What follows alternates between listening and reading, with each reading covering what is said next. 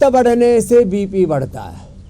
पित्त के प्रशमन के लिए लौकी पी लो, पित्त के प्रशमन के लिए ये जीरा, धनिया, सौंफ, मुलैठी, गुलाब की पत्तियों का रस पी लो।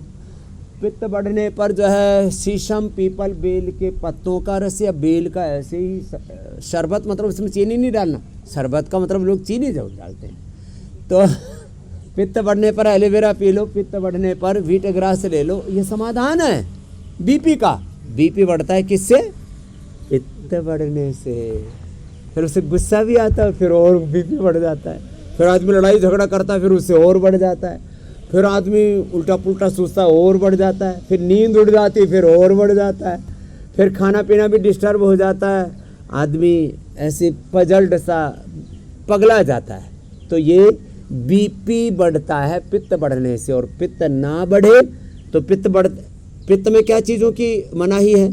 कफ में चिकनाई और ठंडाई, और पित्त में गरम मसाले और जितनी भी गरम चीज़ें और उत्तेजनाओं से बचे। उत्तेजक विचार, उत्तेजक दृश्य, उत्तेजक शब्द सुनते हैं, उत्तेजना समझते हो ना, आदमी उबलने लगता है। अरे बोले भाई अपना आपा डांट ले। तो ये जो उत्तेजना है ना, ये सब बढ़ाती है। तो पित्त का ही विकार है ये उच्च रक्तचाप। पित्त बढ़ने से स्किन डिजीज भी बढ़ते हैं। पित्त बढ़ने से फिर एसिडिटी, पित्त बढ़ने से ही फिर अल्सर, पित्त बढ़ने से ही नींद उड़ जाती है, दिमाग में गर्मी चढ़ जाती है। और तो इसलिए इसके लिए आयुर्वेद में पित्त बढ़ने पर टोरियो लौकी का जूस और बाकी जो आप उपाय बता रहे थे, ये तो बीपी के लिए थे ही सो थे। बाकी देखो ये अनुलोम विलोम,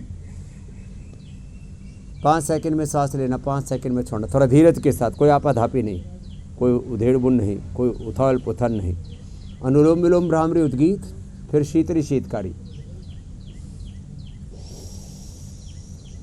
कितने जबरदस्त है शीतरी। एक क्षण में बीपी विचार से नॉर्मल हो जाता है। सोचा और बीपी नॉर्मल। लो कि मैं नित्य शुद्ध बुद्ध सच्चिदानंद स्वरूप आनंद में आत्मा हूं, ये विचार ही उपचार है। सोचा और सोच के ठीक हो गए। मेरा बीपी बढ़ता ही नहीं। कितने लड़ाई झगड़े, आंधी तूफान, संघर्ष, उथल पुथल चलते रहते हैं, उन सब के बीच में भी युद्धस्व विगत ज्वर रहते हैं। मेरा बीपी रहता है 70/110। और जब मैं ध्यान लगाता हूँ तो आ जाता है मेरा 65 और 100/105। एकदम कूल रहा करो। तुम हमेशा ही आग और तूफान रहते हो।